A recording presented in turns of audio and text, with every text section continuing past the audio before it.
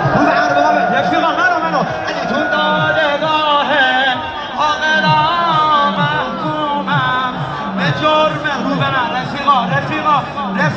رفیقا امام حسینیا یه مقدار بیان این برتر. یه جلو ماشاءالله. با من باش بچه ها، با